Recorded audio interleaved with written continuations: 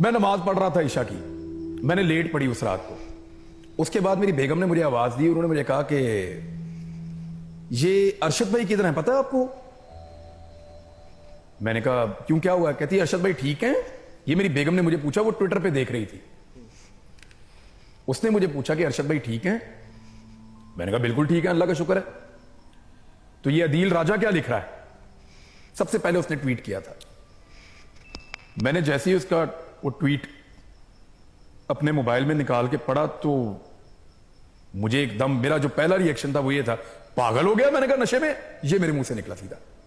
उसके बाद फिर मैंने मेहर बुखारी का ट्वीट वहीं पे पढ़ा। मैंने फोन किया तो वो उनकी आवाज में रोने वाला अंदाज था। जिन लोगों ने उनके लिए ये जमीन तंग की, जिन्होंने उनके लिए यूएई की जमीन तंग की, जिन्होंने उनके लिए कीनिया में रहना महाल कर दिया, वहां पे भी वो चुप कर रहते थे। उनको पता था कि उनको मारा जा सकता है, वो बार बार कहते थे। वही लोग हैं इसके पीछे। मैंने कान से लगाया तो मुझे इमरान बेटा बात कर रहा है।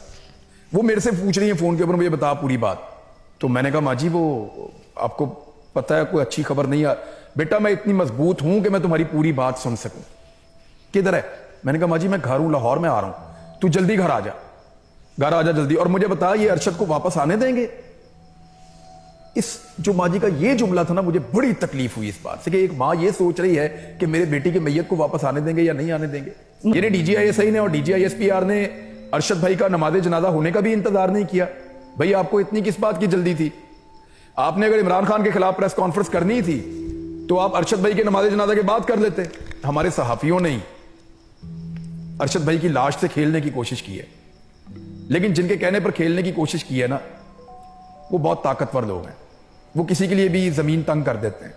अब सारे के सारे तो ऐसे नहीं होते ना कि हालात का मुकाबला करें। अरशद शरीफ तो फिर एक ही होता है, सारे तो नहीं हो सकते जो टक्कर दें। अब मैंने कोई बहुत अच्छा इंप्रेशन नहीं लिया था पहली मुलाकात में।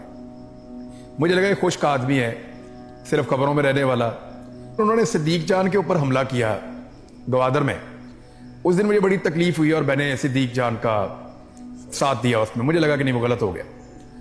तो उसका बाद में गिला शिकवा भी होता रहा दोस्तों में, लेकिन वो एकदम दोस्तों ने खत्म करवा दिया। जब ये रिजीम चेंज ऑपरेशन का मामला शुरू हुआ तो पहली दफा हम लोग जब मिले तो थोड़ी सी अपनायत बढ़ती गई। हम उन आखिरी 7 लोगों में से जिनको वजीर आजम हाउस में हम लोग आखिरी दिन उस रात को मौजूद थे। लेकिन एक वाकया मुझे हमेशा वो याद रहेगा। मैंने इन्हें कहा सब आपस में बैठे हुए एक वादा कर लेते हैं। समी इब्राहिम से डॉक्टर मोहित पीरजादा थे, सिद्दीक जान थे, अरशद भाई थे, मैं था। मैंने कहा एक वादा तो आपस में कर लें सारे लोग। हम में से कोई भी पकड़ा जाएगा ना तो बाकी सारे उतना ही शोर मचाएंगे जितना अपने लिए कोई मचाता है।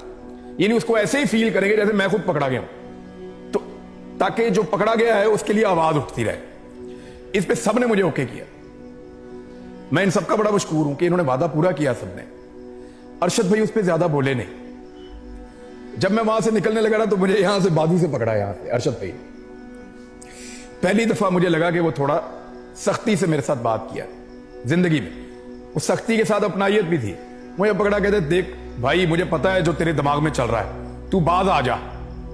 हम सबसे अच्छे कपड़े पहनता था, पॉलिश वाले जूते पहनता था। कभी मैंने उसको उजड़ा पुजड़ा नहीं देखा। कभी मैंने उसको इस हालत में नहीं देखा कि आप कहें कि यार अरशद भाई आज तैयार होकर नहीं आए। हम सबसे नफीस आदमी जंगल में पड़ा हुआ था। क्यों? मैं वही कहूंगा जो मेरे दिल में आएगा, मैं वही कहूंगा जो मुझे ठीक लगता है। तुम मेरी जुबान को बंद नहीं कर सकते, तुम मेरी सोच को कैद नहीं कर सकते, तुम मेरे दिमाग पे कब्जा नहीं कर सकते, तुम मेरे ऊपर रूल नहीं कर सकते। मैं गुलाम नहीं हूं। जंगल में पड़ा रहूंगा, बेबस पड़ा रहूंगा, एक ही शर्ट के अंदर बार बार वीलॉग्स करूंगा, हार नहीं मानूंगा। वो आजाद गया था, वो आजाद वापस आया।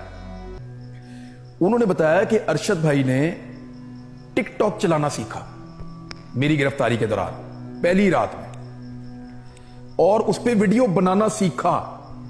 उसी रात में वो लगे रहे सीखते रहे उसको, और फिर वो टिकटॉक पे वीडियो बनाकर डालते थे मेरी। और जब भाभी ने पूछा कि ये आप क्या कर रहे हो, उसने कहा ये बड़ा जबरदस्त मीडियम है, यूथ के अंदर ज्यादा पैगाम जाता है इसका।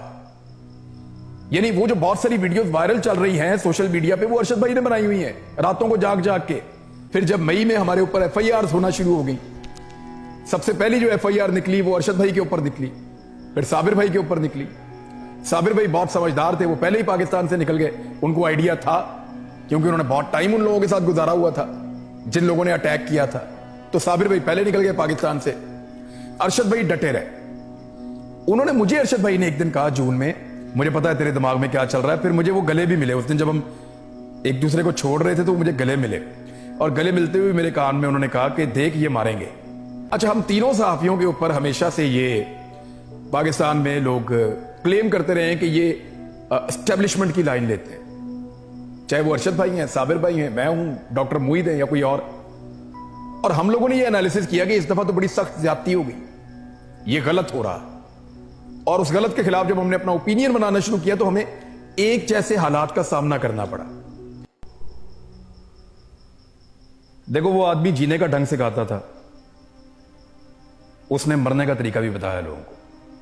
अरशद जैसा आदमी ये काम कर सकता था, हम भी वो करने की कोशिश करते रहते हैं अपने तई, लेकिन अरशद से बेहतर नहीं। अरशद शरीफ ही वो कर सकता था जो वो कर रहा था। हम पे अब बहुत बोझ है, हमें रोज ये सोचना पड़ता है कि अरशद शरीफ होता तो क्या करता, फिर हम वैसा करने की कोशिश करते हैं। साहब, इस लड़ाई के अंदर किसी और ने कुछ खोया हो या ना खोया हो, हमने अपना सबसे बड़ा हीरा खो दिया है। हमने अपने सबसे ताकतवर आदमी को खोया, हमने अपने सबसे बेहतर आदमी को खोया। आप सब ने क्या खोया? इस रिजीम चेंज ऑपरेशन को करने वालों ने क्या खोया? किसी ने कुछ नहीं खोया। सबको उनकी चीजें वापस मिल जाएगी, हमें अरशद शरीफ वापस नहीं मिलेगा। मैं एक चीज जानता हूं अरशद भाई के लिए, मुझे सिर्फ इतना कहना है आखिर में कि जियो तो ऐसे जियो जिंदगी को रश्क आए, जियो तो ऐसे जियो जिंदगी को रश्क आए, मरो तो मौत कहे ये कौन मर गया यारो। ऐसा था अरशद। इस तरह के बेटे चाहिए इस मुल्क को, डट जाने वाले, सामना करने वाले, हिम्मत करने वाले। क्या हो गया, इनके पास हथियार है, मारेंगे, खाल उधेड़ देंगे। खाल हाजिर है जनाब, लेकिन जबान नहीं हाजिर। खाल हाजिर है, जबान हाजिर नहीं है।